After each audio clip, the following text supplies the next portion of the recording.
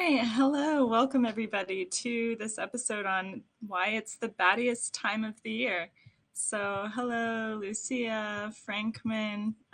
Thank you so much for the awards. It's good to see you both here.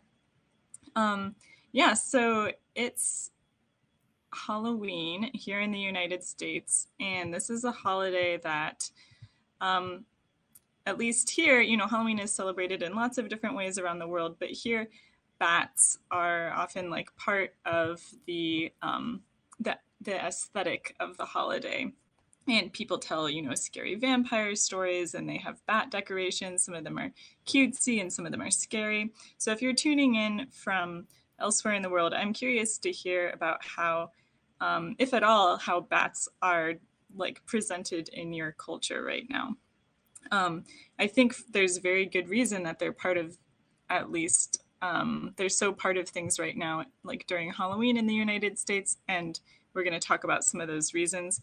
I mean, the first reason that everyone is probably thinking of and that comes to mind is that, Georgia, of course, there's bats associated with Halloween.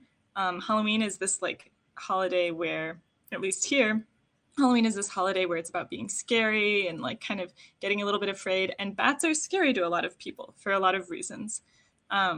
One of the reasons that bats are scary is they're out at night and they have like little fangs, and bats in some parts of the world drink blood, which is pretty scary, including attacking human blood. And Lucia says here in DR, is it the Dominican Republic, is mostly the same. The people have taken Halloween the same way. And so I did, when I was doing my research before this, I did kind of come across that the United States way of celebrating Halloween is becoming sort of more widespread globally. It's becoming more common to a lot of different cultures like dress up in costumes, but kind of like the dressing up in costumes and trick or treating seems to be becoming more common from what I hear. So it's really interesting. I also, Halloween style, I'm drinking my coffee from this little owl mug. So, and yes, it is evening here, and I'm drinking coffee because I'm so tired. I've been doing my sleep schedule is all messed up. I actually was catching bats last Monday, so about a week ago, I had a late night where we were out catching bats and stuff, and it's a great time of year to catch them.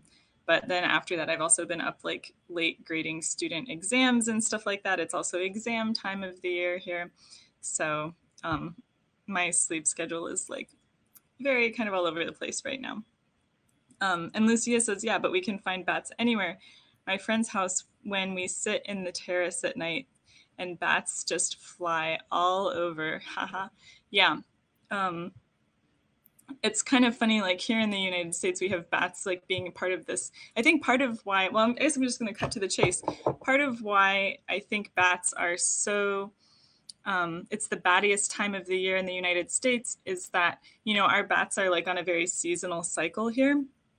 And right now they're doing a lot of stuff to get ready for winter. So it's getting colder right now here. It's fall. All the bats that are up here in Michigan, they're either going to have to find some place to hibernate for the winter, so some like protected house or cave to spend the winter in, or they're going to have to migrate south.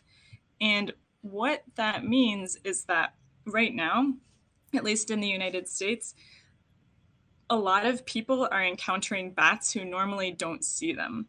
So yeah, like Lucia, you talk about like, oh, you're sitting on your porch and you just see them flying all over. That like most people like don't have that experience here. Our bats are like smaller and like more, I don't know, just like less noticeable. But right now, when they're migrating and looking for places to hibernate, like they end up like encountering people more for a couple reasons. Frankman says, I feel like it's more influenced by pop culture these days. I can't tell any folktale influences right now. Do you mean like the like Halloween itself, or how people see bats, Frankman? I'm curious. That's an interesting thought. I've actually been listening to Dracula on audiobook right now. It's difficult to listen to because it's read like in such a relaxing manner, and it's like kind of an old book, and so it's kind of putting me to sleep. But it's interesting. I actually didn't realize how common vampire myths were before that book came out, before Dracula. But I guess like what the author did with that book was he drew on a lot of like previous sort of Dracula vampire bat myths that were out there, but I guess he like combined them in a really good way in this book, and that's kind of the origin of the vampire bat myth. Um, and Frankman says, yeah, he doesn't remember ever encountering any bats outside. Yeah, so it depends a lot on where you are. Thank you, David Dunn, for the award and welcome. Um, David asks, bats are more secluded here? Question mark. I wouldn't say they're more secluded, and by here we're in the United States, David and I'd say that like we don't have that many species of bats. Like if you think of in the tropics or like where Lucia is, they have a lot of bats that drink flower nectar and eat fruit, and even some that eat like little frogs and stuff like that. And we just don't have that many species here in the United States, especially up far north, like where we get a true winter. All of our bats eat insects. And so in the winter, when there's not any insects around, they have to either like hibernate or migrate. So what happens? Here is why I think it's the battiest time of year. I think people are coming across bats, and in addition to finding them scary, okay, that's one reason. But the other reason is like people are coming across bats right now as they're migrating. So when bats are trying to migrate or find their hibernation site or whatever, it's just like us when we're traveling. They get lost sometimes. And they're traveling long distances. They're traveling through unfamiliar territory, trying to find that like cave they go to every winter or that one attic they like to hang out in. Or just trying to find their way farther south to where it's warmer. And they end up getting lost. They're in kind of unfamiliar territory, and they might accidentally like fly in through your window or your door. They're like spending the night in places that they're not familiar with. And so I think like I see this a lot because people email me. I'm associated with the University of Michigan, so especially people in the state of Michigan, I think they look up like, oh, they come across a bat in some weird circumstance, and then they look up like, is there like someone at the university who I can ask about this weird bat I found? And then they end up emailing me, often with pictures of the bat. And so I'm going to share actually, there's a couple pictures that someone shared with me just a couple weeks ago, and he said he didn't mind if I shared. So this is one of the pictures that he shared with me, and he said he had some questions in the email about like, oh, is this bat sick? We have a white disease here that affects bats called white nose syndrome. He was like, oh, is this a bat suffering from white nose syndrome? But actually this this is a species, an eastern red bat, and it's one of the species that migrates long distances. So it doesn't travel just a short distance to a cave or underground hibernation site. It actually travels quite far in order to get to areas that are far enough south that they're warm. So this bat, in addition to being lost, it's unfortunately grounded. I think there's a good chance that it's fine. It just, fell to the ground. And then since bats can't take off flying from the ground, the bat is having trouble like getting back in the air basically. So hopefully this bat will like crawl around for a little bit, and then it will find like a wall or a tree that it can climb up, and then it'll be able to like take off from the tree and like swoop off. So I think that that's one reason that this time of year is also associated with bats, is they're like flying around more trying to migrate. Yeah, Franklin says Halloween is just now rising as an American cultural influence and hasn't been anywhere near how big it is in the US.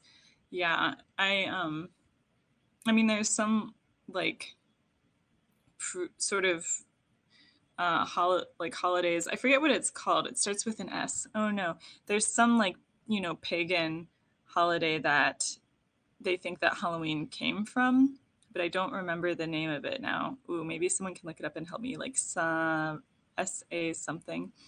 But yeah, certainly people have like different ways of celebrating it, and the US kind of came up with this very particular way that seems to be spreading. So yeah, so this is one picture that someone shared with me of a bat.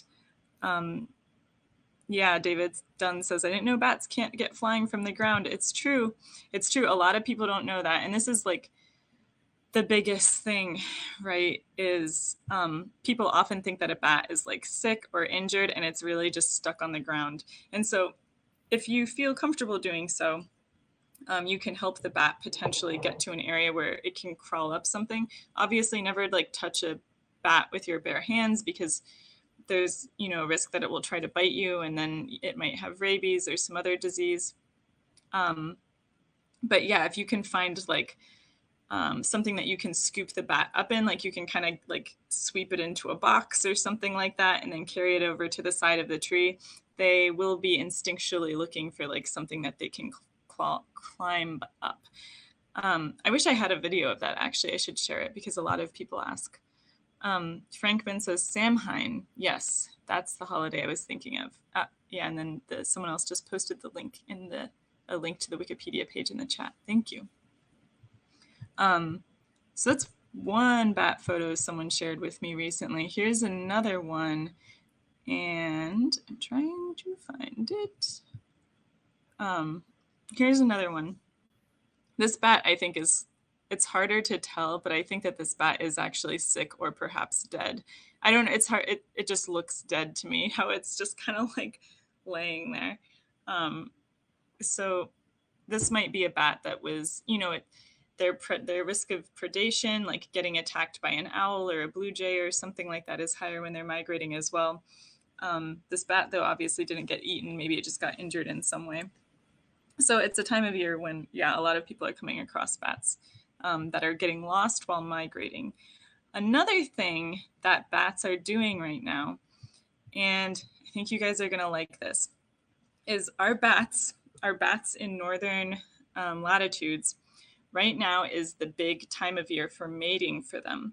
So bats are very strange in that they actually mate. They don't mate in the spring like a lot of birds and other animals do. They mate in the fall. So right now they're having sex, and the females have delayed fertilization.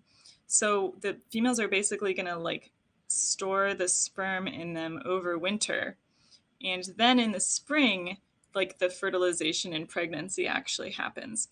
But what this boils down to is right now in the fall, bats are actually looking for mates. Males are like flying. For some species, the males are just kind of like independently flying all over looking for like mating congregations that can happen at tall trees. For other species, the mating congregations happen at cave entrances. Sometimes it's very same caves that they're getting ready to hibernate in. And I mean, I was saying like mating aggregations, these are like big bat orgies, basically. Like all the bats are like mating with multiple other bats, and like it's just like big old sexy times. And so you can imagine that like these like kind of like very active flying around more than normal bats are just going to end up like coming across people more often during this time of year. And so that's actually what I was doing in Missouri last week. Is we were set up catching bats at one of these mating aggregation bat orgy sites. And we found this bat. I'm trying to decide which picture to start with. We found this bat. So here's me with the bat. I'm holding him in my hands, very small.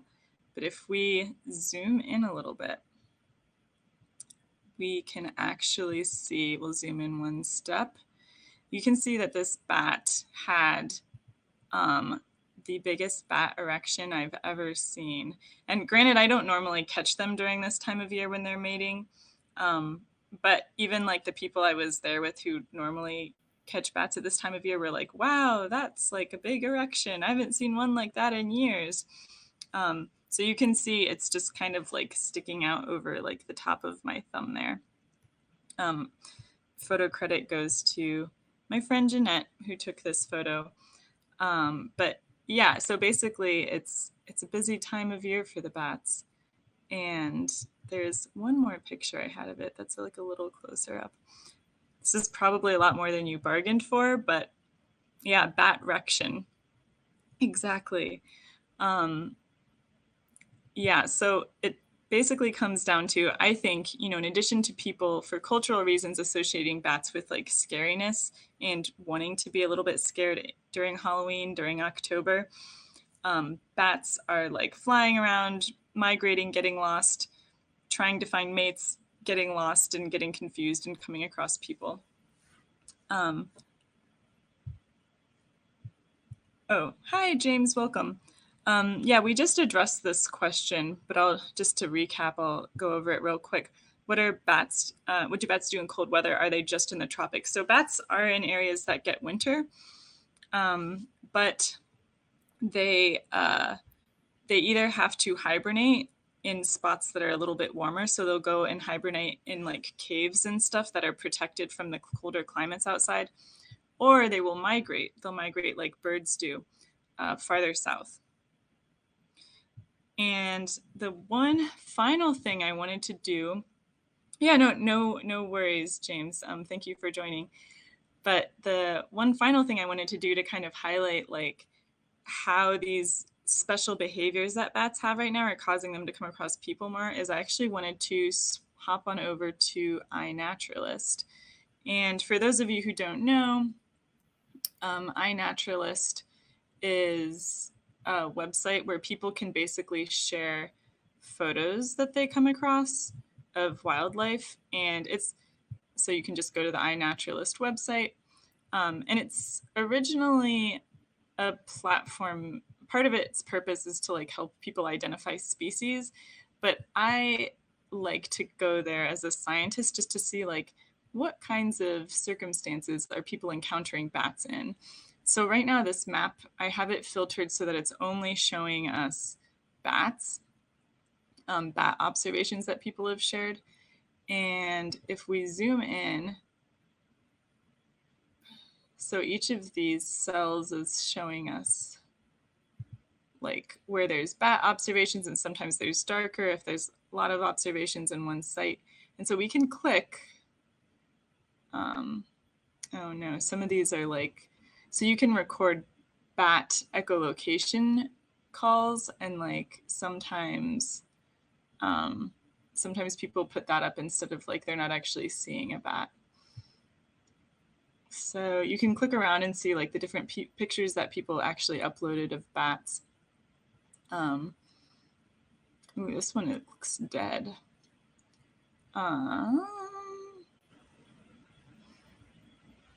Ooh. So yeah, and you can click on the observation and see like this one is just hanging out on a brick wall. It's a big brown bat is what the species is. This is a species that hibernates in people's houses in the winter. And this person says that they saw it towards the end of August. So that's about the time starting in like mid to late August when bats are done raising their babies and they're starting to move towards the areas where they're going to be spending the winter. So we can go back and look at another one. Ooh.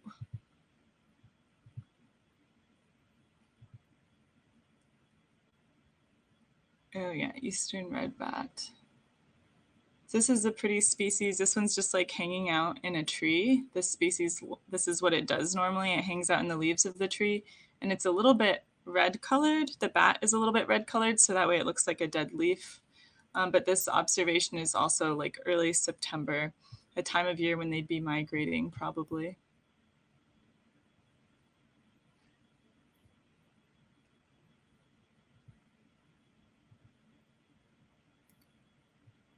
So yeah, I really like to just come across here and see like, where are people encountering bats?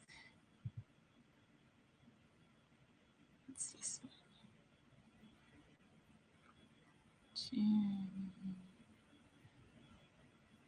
So yeah, it's like a fun thing to do if you're just into, I don't know, you're just into seeing like what kinds of ways that like people and wildlife interact. This is kind of funny. There's like a bat there, and then there's a moth there, and the moth looks like almost as big as the bat. But yeah, basically that's my takeaway. It boils down to people, people coming across bats when they're trying to get to their hibernation sites, and when the bats are also like running around trying to find mates. And I'll close off the video with a video of the bats in their hibernation site. Like I said, not all the species hibernate in caves, but some do. And so this is, a bunch of bats that have successfully reached their hibernation site. So all those little dark dots are the bats hanging in the caves. We go into the caves in winter to count them, and basically do like population censuses to see is the population growing or declining? And so yeah, it's pretty, I don't know, it's pretty cool to go in there and get to see them all sleeping in the winter. And we have to be, careful to be extra quiet and all that. So yeah, that's it. Thank you everyone for joining. And I hope that this video gives you a little bit of extra empathy for any bats that you might encounter this time of year if you're in a colder area. The bats that you do encounter are probably lost and confused and just trying to get to their hibernation sites, or, just trying to find love out there. So, wish them luck on their journey. Bye, everybody.